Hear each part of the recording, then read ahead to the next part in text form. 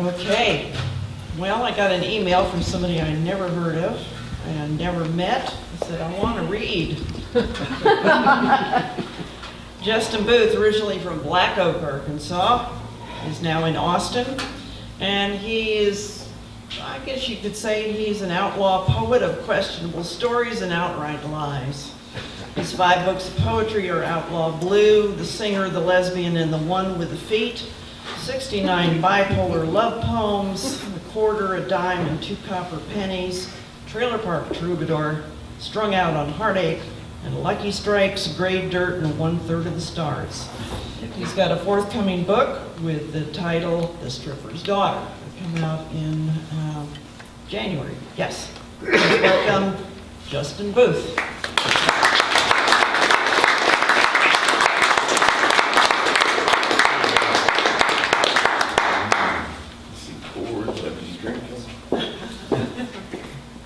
Hi, thanks everyone.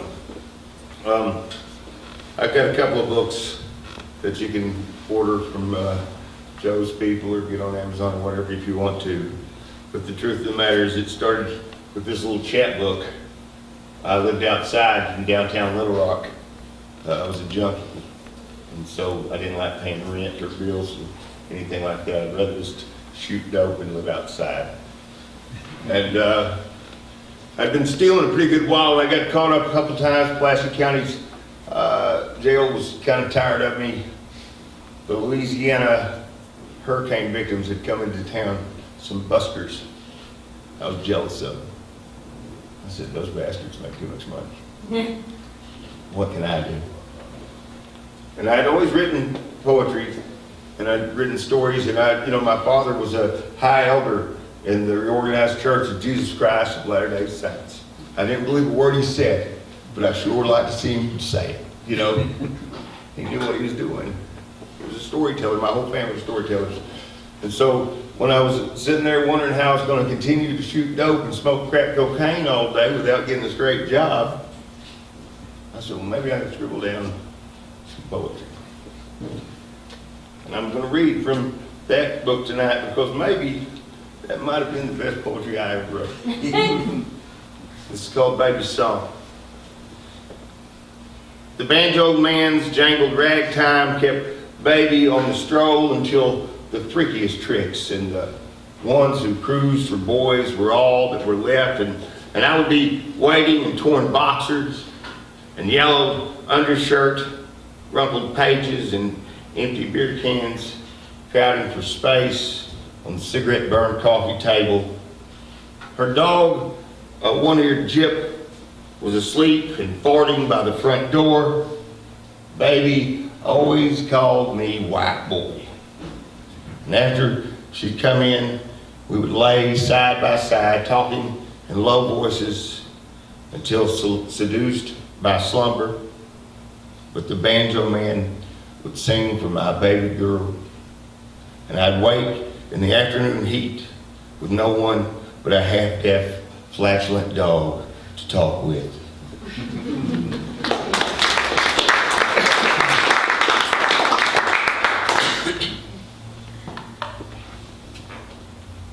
City weeds.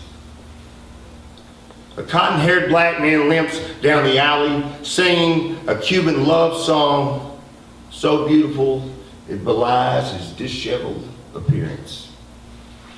The pigeons at dusk chant the same mantra as the night before and all of the nights to come. Oh no, oh no, oh no. Shiny new cars whoosh down damp side streets with no sense of remorse. Still they flee.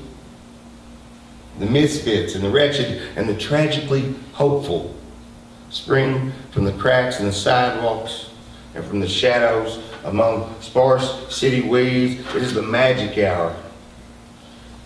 Out of town soft touches and tough willy boos and the big lick good fix is just out of reach.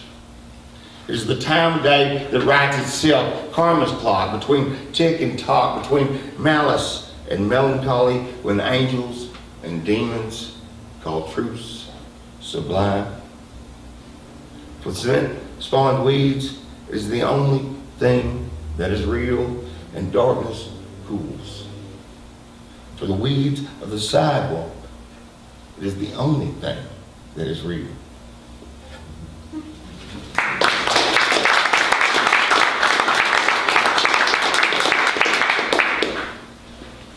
I see a theme here.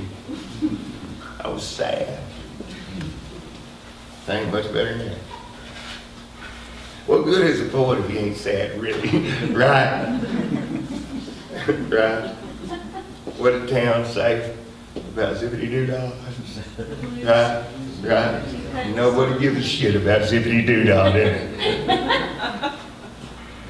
Hot. It was one of those motels that stayed in business as a shadow of its former self, with weekly rates and dope deals and a pool that always sat dry. The faceless, open coil air conditioners would freeze up and blow hot if you dared try them before it was dark. If you wanted a phone, it was $5 more. The girls never got phones, so they would run back and forth to my room, calling tricks or dealers or sometimes their kids they left back home. I would sit on the landing in a near crippled chair, hoping a breeze would come through and see me. The neighbor came first, and I nodded as he lit up a smoke. He talked too much and used the girls, and had a crappy green tattoo of Jesus or Willie. I never liked him, but it was hot, and you can't open the windows in those places. Wow.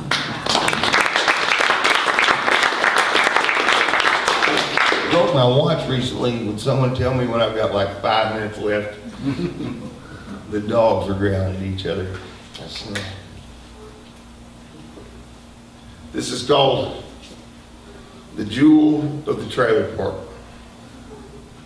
I would see her out the kitchen window of the rent by the week trailer that I stayed in, made tired by the world, stirring about in a pale blue sundress, frayed at the hem, chasing after a toddler with the same stringy blonde hair and dirty bare feet. She was the jewel of the park. Sometimes her laughter, like sleigh bells, would penetrate my mood. When I cooked out wieners or burgers on the grill, the dogs, who seemed to belong to everyone or no one at all, would wait and beg, and I would throw them chunks of cheap red number something dyed hot dogs.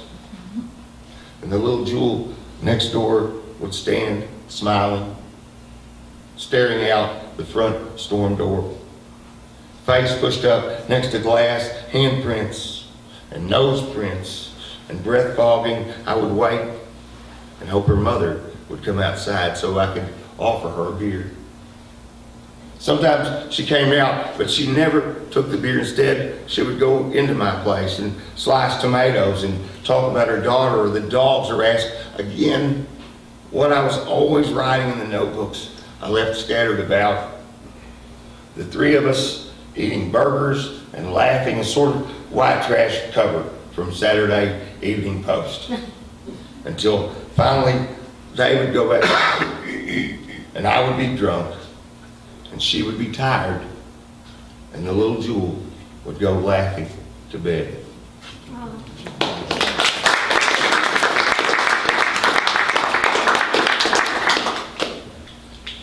So some of these are about my homeless time in Little Rock, but before I went to prison and ended up homeless in Little Rock, that's how I ended up homeless in Little Rock. When I got out, of course, my family, what kind of family I came from. I did not parole to the high elder of the Reorganized Church of Jesus Christ of Latter-day Saints.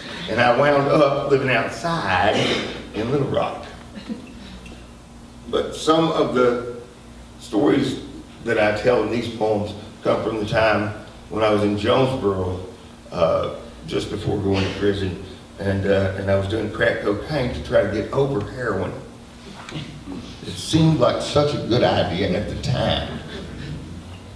And I ended up out of doors there in Jonesboro and in the community, the new, fairly new community at that time of crack users, to where literally some of the girls, I knew them when they were homecoming queens and cheerleaders, right? We all grew up, we were kids together. We knew each other all our lives in little Jonesboro, Arkansas. And, you know, sometimes we still fell in love, even though we were all crack cocaine, oddly enough. It makes for a tough relationship when both of you want the push from the pipe, I tell you. Joella turned tricks. Before I met her, and only sometimes after, like when she was mad at me or maybe herself. We did dope together at first, but eventually just drank. Such was our love. Her mother died too soon, and father was a monster. He used her, and sometimes his friends. Finally, he set her on fire with Zippo lighter fluid and scarred her outside too. We were hurt, her as a child, me less so. My life and a bad first marriage, we clung to each other like a cobweb in an ivory corner. Such was our love. We told each other secrets, drunk late at night, sharing tears and fears and passions. A fiery sunset, beautiful but for a moment, then gone. Such was our love.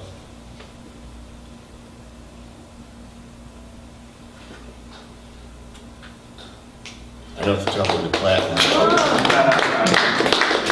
Joella knew all of her life. And I knew her when she was a child. I remember pushing her in a swing. And I remember her standing there on Christmas Eve on Huntington Avenue crying because there wasn't no tricks coming through and she wanted to get high. And that was the last time I saw her play. So this is a poem. So I guess I went to school a little while, but I mostly drank. I did coke and chased girls. I went 3 semesters.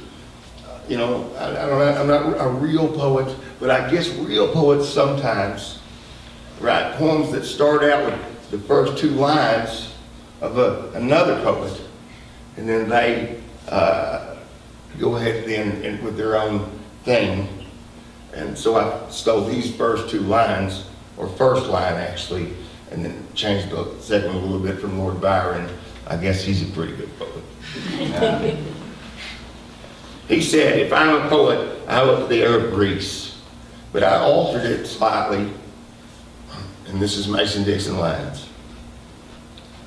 If I'm a poet, I owe it to the air of Arkansas. I owe it to flour-battered, pan-fried main courses on Mama's Sunday table, to bacon-greased, seasoned vegetables from her garden.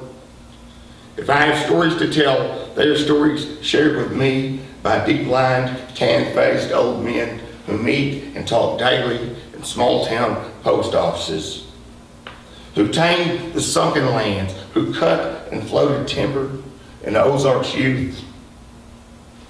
I owe it to my Big Smith pinstripe overalls every day of his life grandfather, who worked the soil of Milligan Ridge from the steel saddle of a chugging, spitting farm-all tractor, and sometimes busted snooker ball racks in town for fun.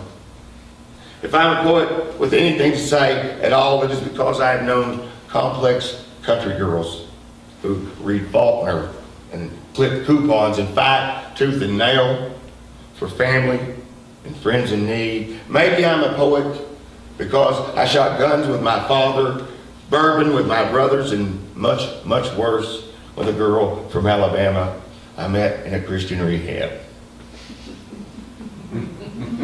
If I am a poet, it is only because I dream dreams of the first love that I lost and live with the regret still that I haven't been a proper father. And I carry the guilt still of 1,000 other choices I have made.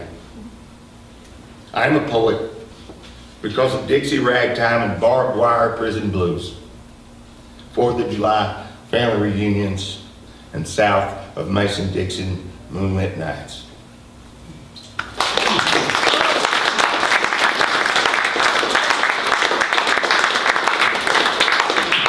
Maybe one more poem and then a page of prose. This is called Where We All Sleep.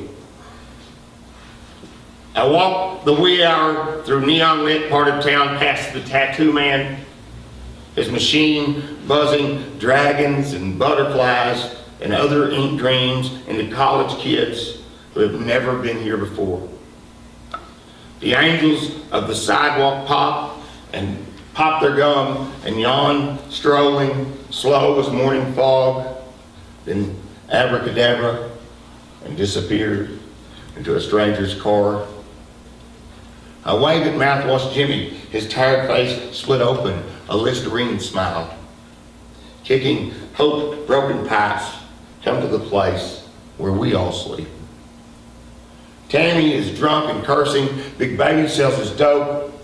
The queers have just started cruising, and Red looks crazy for cops, sleeping bags. And church handout blankets stretch corner to corner. I sit down on the curb to untie my laces, the final encore of a concert at the ballpark across the river drifts down on me as I close my eyes to sleep.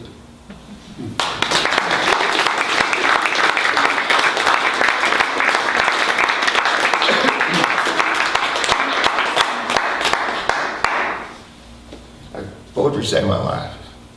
I had to give up heroin in order to do this. I could write poetry, to tell stories and be a junkie, but I couldn't do this. You couldn't count on me to show up. You couldn't count on me to turn a book in on time. I had to I had to throw caution to the wind and say, what do you want to do? You want to keep sleeping outside of a homeless shelter? You won't have a drug problem when you sleep on the sidewalk outside of a shelter every night, because they won't let you shoot dope in there. And I had a little bit of a problem. Feel much better now. Let me see if I can do this. I'm terrible about reading from devices, but because I self-published, I don't know what the hell's going on. Apparently you can buy my book, but I can't get the damn thing yet. But I got in a little bit of a hurry because I have a couple of shows in New York City in January, and Allison, in fact, stirred me up, said something to me that made me think about it. Anyway, this is from, what do you call that when you have the story that the book is named after? This is from that story. The book is called The Stripper's Daughter. This short story is called The Stripper's Daughter, and this is just a tiny piece of it, because I know I will read you to sleep no matter how good my story is. It takes too long. Blue woke in his hospital, sore from heart surgery. His hand went straight to his phone. Checking his notifications, he was pleased to see how many people had checked in on him. Even his ex-wife had come to St. Vincent's to hold his hand the night before the operation, 5 bypasses and a valve repair. He'd been pretty whacked out, but he smiled and remembered telling her that she had broken his heart, that this would fix it. Looking at the scar that ran down the middle of his chest, he thought it looked cool. So he took a selfie that featured the pinkish line of puckered skin and tubes coming out of his chest when he posted, like always. Women from all over left nice compliments about his looks, harmless flirtations of an electronic age from women he would likely never meet. He wished they weren't quite so quick to say he was handsome and maybe a little faster about appreciating the words he wrote. Still, he'd take what he could get. And the number in the red bubble at the top of his page was oddly tied to his satisfaction level at any given moment. How do you feel? The nurse asked, walking into the room and making notes from the oft beeping, steady humming device that hung next to his head. Pretty good. Where's my laptop? They put your things right here. Do you want me to help you set it up? She pushed a little wheeled desk that could be raised up and down over the bed, set the laptop on it. As she straightened the cord of the charger, she asked, so from 1 to 10, how's your pain level? I can bring you something. 7, yeah. Could I get something before I start hurting bad? Be right back. He logged into his account, the red bubble full again, and the comments and kind words continued. More friend requests. His first real book had just been made available on Amazon, and the requests had started coming more frequently, mostly old hometown acquaintances who thought that someone with a book might be a more interesting subject for the new voyeurism that passed for entertainment now. Some locals with an interest in things cultural, fans. He clicked through them, accepting most. Others trying to decide how they might know him. Coming across a tall blonde with a great rack, he went through her friend list.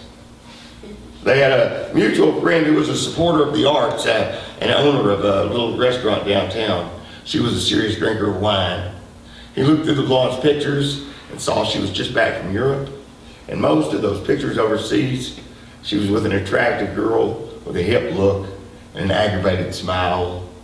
A lesbian, he thought, and accepted her request to be his friend. The nurse came back into the room cheerful. It was easy for him to believe that she was just here to tend to him, but she was busy with many other serious patients up and down the hall. She laid the things in his lap and opened a syringe, drawing fluid from a small upturned bottle, recapped it, then repeated the process with a second syringe. This is for pain management. Whose water is this? Yours. That's vodka. I've never made a face. I just kept drinking. This is for pain management. She unscrewed the needle from atop the first and snapped it into a sort of Y in the plastic tube that fed into his bloodstream, pushing the drug in slowly. And this is so the other one won't make you sick. I taste it, he said, as soon as she connected it to the tube.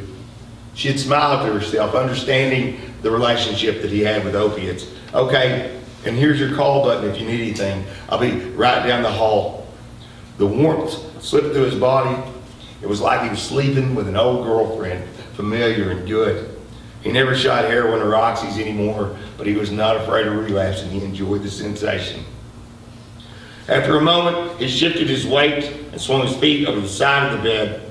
Pain rolled through him. His abdomen was so sore that it could not be counted on to assist him in sitting up. The brown canvas messenger bag where he kept his computer was still on the table, and he ran his hand into the side pocket and came out with a plastic baggie and some rolling papers. Then he made the arduous journey of 5 steps to the bathroom to smoke a joint, dragging the humming, beeping thing he was attached to behind. Thank you, guys.